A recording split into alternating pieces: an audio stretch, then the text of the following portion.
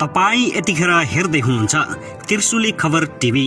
24 घण्टा ताजा खबरको लागि हाम्रो च्यानललाई सब्स्क्राइब गर्नुहोला, नजिक रहेको बेल आइकन दबाई हामीसँग जोडिनुहोला। सत्तारूढ गठबन्धनमा सिटको भागबण्डा नमिलेकै बेला एकाएक चीनको इन्ट्री। चिनिया नेता ली र नेकपा एमाले अध्यक्ष केपी शर्मा ओलीबीच भेटवार्ता भयो, गम्भीर छलफल, कांग्रेसलाई निकै ठूलो धक्का लाग्ने संकेत। के कुराकानी भए यसबारे सम्पूर्ण जानकारी। एमाले अध्यक्ष केपी शर्मा ओलीले चिनिया नेता लीलाई दिए यस्तो वचन। अब कम्युनिस्टहरू एक हुने पक्का लगभग। चिनिया नेता ली, चान्सु र राष्ट्रिय सभाका अध्यक्ष तिमिल सेना बीच पनि भेटवार्ता। चिनिया पाहुनाको उच्च स्तरीय राजनीतिक भेटघाट। लीको भेटघाटले आज उपत्यकाको सवारी साधन समेत अस्त व्यस्त। चिनिया नेता लीले कसलाई भेट्दैछन्? ओलीलाई भेटे लगतै एकाएक प्रचण्डलाई भेट्न पुगे चिनिया ली। यता भने एउटै क्षेत्रको सिटमा विभिन्न दलको दाबी परेपछि सत्तारूढ गठबन्धनभित्र सिट बाँडफाँडमा निकै ठूलो समस्या। बच्चा चोरी गर्ने गिरोह प्रवेश गरेको सूचना गलत हो, अफुवा फैलाए कारबाही हुन्छ साइबर ब्युरो। चिनिया लीको नेपाल भ्रमण सँगै देउबालाई निकै ठूलो खसखस। प्रमुख प्रतिपक्षी दल नेकपा एमाले पनि गठबन्धन निर्माणको गृहकार्यमा। चिनिया लीको यस्तो आश्वासनले प्रचण्ड र ओली फेरि एक हुने तयारी। गठबन्धनले बहुमत ल्याए, कांग्रेस नेतृत्वमा सरकार बन्ने देउबाको दाबी। साना दललाई समेट्दै एमाले सत्ता गठबन्धनमा भागबण्डा मिलाउन ठूलो सकस। सत्ता गठबन्धन विरुद्ध एमालेको गठबन्धन चुनावी आचार संहिताप्रति दलहरूले किन जनाए आपत्ति? निर्वाचन आयोगले दियो यस्तो निर्देशन। र ओली र ली बीचको भेटवार्ताले राजनीतिमा निकै ठूलो तरङ्ग। निर्वाचनको मुखैमा नेपाली राजनीतिमा उथल पुथल। अब के होला? अब हेर्नुहोस् पूरा समाचार। दर्शक महानुभाव नमस्कार, तपाईहरुलाई हार्दिक स्वागत छ हाम्रो च्यानल त्रिशुली खबर टिभीमा। यदि हाम्रो च्यानललाई अहिलेसम्म सब्स्क्राइब गर्नुभएको छैन भने सब्स्क्राइब गरी नजिक रहेको बेल आइकन दबाई हामीसँग जोडिनुहोला। दर्शक महानुभाव, फेरि पनि हामी तपाईहरुमाझ निकै महत्त्वपूर्ण अपडेटका साथ उपस्थित भइसकेका छौं। यो भिडियोलाई अन्तिमसम्म हेरी हाम्रो साथ दिनुहोला। दर्शक महानुभाव, हाम्रो मेहनतको लागि एउटा सानो लाइक गर्न भनी नभुल्नुहोला। कहाँदेखि हेर्दै हुनुहुन्छ, के भन्न चाहनुहुन्छ, तपाईको मनमा लागेका प्रतिक्रिया अवश्य पनि कमेन्ट गर्न नभुल्नुहोला। दर्शक महानुभाव, के तपाईँ हाम्रो च्यानलमा नियमित श्रोता हुनुहुन्छ? यदि नियमित हुनुहुन्छ भने तर कमेन्ट बक्समा नियमित अथवा रेगुलर लेख्नुहोस्। यदि तपाईँ नयाँ हुनुहुन्छ भने सब्स्क्राइब गरी जोडिनुहोस्, ताकि नयाँ अपडेटका साथ हामी तपाईहरुमा छलफल उपस्थित हुने गर्दछौँ। हाम्रा अपडेटहरू तपाईहरूलाई के कस्तो लागिरहेका छन्, सल्लाह सुझाव प्रतिक्रिया कमेन्ट बक्समा छोड्न नभुल्नुहोला। दर्शक महानुभाव, आउनुहोस् अब पहिलो खबरतर्फ लागौं। निर्वाचन नजिकैसँगै दलहरू चुनावी तयारीमा जुटेका छन्। चुनावका लागि नेताहरू टिकटको दौडधुपमा लागेका छन्, तर यसपटक चुनावको लागि निकै ठूलो दाउपेच चलिरहेको छ। पुराना नेताहरू दोहोरिने तयारीमा छन् भने नयाँ नेताहरू अवसरको खोजीमा छन्। यसबीचमा कतिपय अपेक्षा गरिएका पुराना नेताले समेत टिकट पाउने सम्भावना कम देखिएको छ। किन यस्तो समस्या देखियो भन्ने विषयमा नेपाली कांग्रेसका प्रभावशाली नेता अमेश कुमार सिंहले यस्तो बताउँछन्। पार्टीमा चरम गुटबन्दी भएको कारणले यो भएको हो। यसअघि हामीले जसले जितेको ठाउँ छ त्यो सुरक्षित नै हुन्छ। हाम्रो जिल्लाको सभापतिको पृष्ठभूमि हेर्ने हो भने विशेष अदालतबाट सजाय पाएको मान्छे हुनुहुन्छ। भ्रष्टाचारको आरोपमा उहाँको नाम सबैले सुनेका छन्। रुखकटान गरेको आरोपमा सजाय पाएर पनि उहाँ राजनीतिमा हुनुहुन्छ। उहाँ अहिलेको समयमा राजनीतिमा देखिनु विसङ्गति मात्र हो। अहिले नेपालमा सबै कुरा सही ढङ्गले भएको छैन। हरेक पार्टीमा विकृति छ। जिल्लाले नदिए पनि म केन्द्रबाट सिफारिस लिएर जान्छु, जनताले रुचायो भने अवश्य सफल हुन्छु, यही छ नेताको धारणा। पछिल्लो समयमा गुण्डाका नायकदेखि बलात्कारी भ्रष्टाचारीसम्म निर्वाचनमा उठ्ने र निर्वाचन जित्दै छाड्ने दाउपेचमा रहेका छन्। यता प्रचण्ड र शेरबहादुर देउबाको सम्बन्ध पनि लगभग अब टुक्रिन थालेको छ। हिजो 8.5 घण्टा बैठक बसेर पनि टुङ्गाउन नसकेको सत्तारूढ गठबन्धनमा माधव कुमार नेपाल र उपेन्द्र यादव भएपछि नेपाली कांग्रेस धर्मराएको छ। दर्शक महानुभाव, त्यसगरी निलम्बित प्रधान न्यायाधीश सुलेन शमशेर जबरा विरुद्धको महाअभियोग सिफारिस समितिले आज बयान सक्ने भएको छ। समितिले जबरालाई बयानका लागि दिउँसो 1 बजे बोलाएको छ। बैठक भने बिहान 11 बजे बोलाइएको समितिका सभापति रामबहादुर विष्टले जानकारी दिएका छन्। सिफारिस समितिले जबरासँग हालसम्म 35वटा प्रश्नको जवाफ लिएको छ। जबरा विरुद्ध 43वटा उजुरी परेका छन्। ती सबै उजुरीको जवाब समितिले लिइरहेको छ। जबराले राजनीतिक भागभण्डा खोजेको भन्दै गत फागुन 1 मा सत्ता गठबन्धनका 98 सांसदले महाअभियोग दर्ता गराएका थिए। त्यसपछि उनी निलम्बनमा परेका हुन्। समितिले आज बयान सकेर प्रतिवेदन बिजाउने तयारी गरेको छ। गत फागुन 29 गते सभामुख अग्निप्रसाद सापकोटाले 11 सदस्यीय सिफारिस समिति गठन गरेका थिए। त्यसको 6 महिनापछि मात्रै समितिले काम थालेको थियो। समितिको अहिलेसम्म 4वटा मात्रै बैठक बसेको छ। 4वटा बैठकमा समितिले जबरासँग बयान लिइरहेको छ। बयानका क्रममा उनले राजनीतिक दलका शीर्ष नेता र आफ्नै सहकर्मीलाई आरोप लगाएका छन्। त्यस्तै उनले आफू विरुद्धको महाअभियोगको औचित्य नै नभएको बताउँदै आएका छन्। संसदको आयु अब 3 दिन मात्र बाँकी हुँदा महाअभियोग के हुन्छ भन्ने अझै अनेउल छ। महाअभियोग के हुन्छ भन्नेमा कानुन व्यवसाय नै विभाजित भएका छन्। एक पक्षले अब स्वतः निष्क्रिय हुने बताउँदा अर्को पक्षले यो अर्को संसदले पनि गर्न सक्ने दाबी गरेका छन्। दर्शक महानुभाव, त्यसगरी नेकपा एमालेका अध्यक्ष तथा पूर्व प्रधानमन्त्री केपी शर्मा ओलीले नेपाल चीन रणनीतिक साझेदारीबाट अपेक्षित लाभ हासिल गर्ने आशा गरेको बताएका छन्। नेपाल भ्रमणमा रहेका चिनिया जनकङ्ग्रेसका अध्यक्ष ली चान्सुसँग नयाँ बानेश्वर स्थित संसद भवनमा भएको भेटवार्तामा एमाले अध्यक्ष ओलीले भने, हाम्रो पालामा नेपाल चीन सम्बन्धलाई रणनीतिक साझेदारीमा विकास गरेका छौँ। यसबाट अपेक्षित लाभ हासिल गर्ने आशा गरेका छौँ।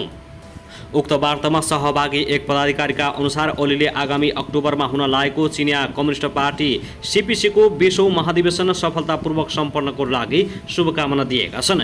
लीले दुई देशबीचको द्विपक्षीय भ्रमण आदान प्रदानले परम्परागत सम्बन्धलाई नयाँ उचाइ कायम गर्ने बताएका थिए। उनले नेपालमा हुन गइरहेको आम निर्वाचन सफलतापूर्वक सम्पन्न गर्न शुभकामना दिएका छन्। उक्त शिष्टाचार भेटवार्तामा चिनिया टोलीको नेतृत्व अध्यक्ष लीले गरेका थिए भने नेपालको लागि चिनिया राजदूत हौ यान्छी पनि सहभागी थिइन्।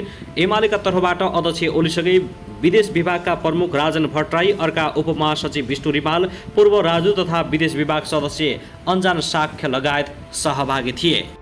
अध्यक्ष चान्सुले आजै प्रधानमन्त्री शेरबहादुर देउवासँग पनि भेटवार्ता गर्दैछन्। त्यसअघि अध्यक्ष चान्सुले माओवादीका अध्यक्ष पुष्पकमल दाहाल प्रचण्ड र परराष्ट्र मन्त्री डा नारायण खड्कासँग भेटवार्ता गर्ने भएका हुन्। अध्यक्ष चान्सुले माओवादी अध्यक्ष प्रचण्डसँग पनि संसद भवनमै भेट्ने भएका छन्। ओली र प्रचण्डबीच अध्यक्ष चान्सुले परराष्ट्र मन्त्री नारायण खड्कासँग भेटवार्ता गर्दैछन्। परराष्ट्र मन्त्री खड्कासँग भने अध्यक्ष चान्सुले होटल सोल्टीमा भेट्ने कार्यक्रम रहेको छ। परराष्ट्र मन्त्री खड्कासँग भेटवार्ता भएपछि अध्यक्ष चान्सु प्रधानमन्त्री देउवालाई भेट्न बालुवाटार जाने कार्यतालिका रहेको छ। राष्ट्रपति विद्यादेवी भण्डारले भने भोलि बुधबार दिउँसो शीतल निवासमै भेट्ने कार्यक्रम तय गरेका छन्। अध्यक्ष चान्सुको नेतृत्वमा आएको चिनिया प्रतिनिधि मण्डल बिहिबार स्वदेश फर्किनेछ। दर्शमी त्यसगरी प्रमुख निर्वाचन आयुक्त दिनेश कुमार थपलियाले निर्वाचन आचार संहितालाई सत्तामा हुँदा एउटा नहुँदा अर्को ढङ्गले नबुझिदिन राजनीतिक दलका नेताहरूसँग आग्रह गरेका छन्। राष्ट्रिय सभा सरकार तथा समन्वय समितिले आगामी प्रतिनिधि सभा र प्रदेशसभा निर्वाचन तयारी, कानुन स्रोत साधन, सुरक्षा व्यवस्थापन लगायतका विषयमा निर्वाचन आयोग पदाधिकारी र राजनीतिक दलहरूसँगको अन्तर्क्रियामा उनले निर्वाचन प्रणाली महँगो नभई उम्मेद्वार बेइमान भएको बताएका छन्। प्रमुख निर्वाचन आयुक्त थपलियाले भने, निर्वाचन आचार संहिताको प्रावधान सत्तामा हुँदा र नहुँदा फरक हुन्न। त्यसको बुझाइ र कार्यान्वयनमा एकै खाले अडान हुनुपर्छ। नेकपा एमाले संसदीय दलका उपनेता सुभाष नेमाङले निर्वाचन आचार संहितालाई कडाइसँग पालना गर्न र निर्वाचन घोषणा भएपछि व्यापक रूपमा भइरहेको कर्मचारीको सरुवालाई रोक्न आवश्यक रहेको बताएका छन्। नेकपा माओवादी केन्द्रका वरिष्ठ उपाध्यक्ष नारायण काजी श्रेष्ठले मन्त्रीमण्डलका सदस्य दल विशेषका प्रतिनिधि भएकाले राज्यको साधन स्रोतको दुरुपयोग नगरी निर्वाचन प्रचार प्रसारमा संलग्न हुन पाउनुपर्छ भनेका छन्। नेपाली काङ्ग्रेसका सहमहामन्त्री बर्दी प्रसाद पाण्डेले निर्वाचनलाई पवित्र र शुद्धता कायम गर्न सकेमा मात्र लोकतन्त्र फस्टाउने बताएका छन्। दर्शक महानुभाव, त्यसगरी मङ्सिर 4 गतेका लागि घोषणा गरिएको निर्वाचनमा आम रूपमा सत्तारूढ गठबन्धन भर्सेस नेकपा एमालेको प्रतिस्पर्धा जस्तो देखिएको छ। तर एमालेले भने आगामी चुनावमा सत्तारूढ गठबन्धनभन्दा बाहिर रहेका साना दलहरूलाई समेटेर चुनावमा जाने तयारी गरिरहेको छ। समानुपातिक तर्फका उम्मेद्वारको बन्द सूची बुझाउने मिति नजिकिएको छ। असोज 2 र 3 गते निर्वाचन आयोगमा बन्द सूची बुझाउनुपर्छ। त्यसअघि नै प्रत्यक्षतर्फ सिट बाँडफाँडको काम टुङ्गो लगाउने प्रयासमा साना दलहरू जुटेका छन्। नेकपा एमालेसँग लोकतान्त्रिक समाजवादी पार्टी लोसपा, राष्ट्रिय प्रजातन्त्र पार्टी राप्रपा, जनता प्रगतिशील पार्टी, राष्ट्रिय साना दलका नेताहरूले एमाले नेतृत्वसँग राष्ट्रिय प्रजातन्त्र पार्टी नेपाल, नेपाल परिवार दल लगायतका दलहरूले सहकार्यको प्रस्ताव अगाडि सारेका छन्। साना दलका नेताहरूले एमाले नेतृत्वलाई चुनावी सहकार्यका लागि केही चरण छलफल पनि गरिरहेका छन्। सत्ता गठबन्धनसँग चुनावी सहकार्यको मनस्थितिमा रहेको लोकसभाका नेताहरू बालुवाटार छोडेर चुनावी सहकार्यका लागि बालकोट धाउन थालेका छन्। भदौ 23 गते एमाले अध्यक्ष केपी शर्मा ओली र लोकसभा अध्यक्ष महन्त ठाकुरका बीच भएको भेटमा दुई पार्टीले चुनावी सहकार्य गर्ने बारे मौखिक सहमति भएको छ। लोकसभाले एमालेसँग कुल 19 सिटमा दाबी गरेको छ, तर सिट बाँडफाँडमा भने सहमति भइसकेको छैन। मधेसमा तुलनात्मक रूपमा कमजोर भएको एमाले मधेस केन्द्रीय दललाई चुनावी सहकार्यका लागि प्राथमिकतामा राखेको छ। लोकसभाले माग गरेको सिटबारे छलफल भइरहेको एमालेका एक नेताले जानकारी दिएका छन्। सत्ता गठबन्धनका शीर्ष नेतासहितको बैठक बिना निष्कर्ष टुङ्गिएको छ। हिजो सोमबार बिहानैदेखि गठबन्धनका शीर्ष नेताहरू बालुटारमा बैठकमा जुटेका थिए। बैठकमा यसअघि पनि जस्तै सोमबार पनि सहमति जुट्न नसकेको नेपाली काङ्ग्रेसका नेता एवं सूचना तथा सञ्चार मन्त्री ज्ञानेन्द्र बहादुर कार्कीले जानकारी दिएका छन्। एउटै निर्वाचन क्षेत्रमा धेरै दलहरूको दाबी रहेको कारण समस्या देखिएको छ। त्यसमा सहमति जुटाएर गठबन्धनको एउटै उम्मेदवार तय गर्नुपर्छ। त्यसका लागि गठबन्धनमा रहेका दलहरू लचिलो हुन आवश्यक छ। कार्कीले भने गठबन्धनका धेरैजसो नेताहरूले बालुवाटारमै खाना खाएर बैठकमा जुटेका थिए। बिहान 8 बजेदेखि 12 बजेसम्म बैठक बसेपछि नेताहरू खाना खाने ब्रेकमा गएका थिए। फेरि दिउँसो 2 बजेबाट बसेको बैठक बिना निष्कर्ष टुङ्गेको मन्त्री कार्कीले बताएका छन्। गठबन्धनका शीर्ष नेताहरूसहित कार्यदलका सदस्य पनि बैठकमा सहभागी भएका थिए। सत्तारूढ गठबन्धनमा रहेका दलहरूले आगामी प्रतिनिधि सभा र प्रदेश सभाको चुनावमा तालमेलको सहमति गरेका छन्, तर उनीहरूले सिट बाँडफाँड भने गर्न सकिरहेका छैनन्। नेपाल र चीनबीच अन्तर संसदीय सहयोग सम्बन्धी समझदारी पत्रमा हस्ताक्षर गरिएको छ। नेपाल भ्रमणमा आएका चीनको राष्ट्रिय जनकाङ्ग्रेसका प्रमुख ली झान्सु र सभामुख अग्निप्रसाद सापकोटाले हिजो सोमबार समझदारी पत्रमा हस्ताक्षर गरेका हुन्। ले काठमाडौँ ओर्लिएर गते द्विपक्षीय वार्ताको लागि नयाँ बानेश्वर स्थित संसद भवन पुगेका थिए। द्विपक्षीय प्रतिनिधि मण्डलको भेटवार्तापछि 6 बुँदे समझदारीमा हस्ताक्षर गरिएको हो। दर्शक महानुभाव, त्यसगरी राष्ट्रपति विद्यादेवी भण्डारी र राप्रपा नेपालका अध्यक्ष कमल थापाबीच भेटवार्ता भएको छ। हिजो सोमबार साँझ राष्ट्रपति कार्यालय शीतल निवासमा उनीहरूबीच भेटवार्ता भएको हो। भेटका क्रममा राष्ट्रपति भण्डारी र थापाबीच समसामयिक विषयमा कुराकानी भएको शीतल निवास स्रोतले जानकारी दिएको छ। भेटमा पछिल्लो समय विवादमा रहेको नागरिकता विधेयकबारे पनि छलफल भएको स्रोतले जनाएको छ। साथै उता नेकपा एमालेका अध्यक्ष केपी शर्मा ओलीले प्रमाणीकरण गर्न राष्ट्रपति विद्यादेवी भण्डारी समस्या पुगेको नागरिकता विधेयक फिर्ता हुनुपर्ने बताएका छन्। सोमबार एक कार्यक्रममा सहभागी हुनका लागि जनकपुर पुगेका एमाले अध्यक्ष ओलीले यस्तो बताएका हुन्। उनले यसमा धेरै कुराहरू गलत रहेको भन्दै काम नलाग्नेको संज्ञा दिएका छन्। कार्यक्रमलाई सम्बोधन गर्दै उनले भने नागरिकता समस्या हल गर्न संसदमा मैले विधेयक लगे, तर एउटा संसदीय समितिका सभापति अड्काएर बसिदिए अनि मैले वंशजको आधारमा नागरिकता बनाउनु पर्छ भन्ने अध्यादेश ल्याए। सरकारले ल्याएको नागरिकता विधेयक राष्ट्रपति भण्डारीले फिर्ता गरेकी थिइन्, तर सरकारले दोस्रो पटक फेरि जस्ताको त्यस्तै पारित गरेर प्रमाणीकरण गर्न राष्ट्रपति समक्ष पठाएको छ।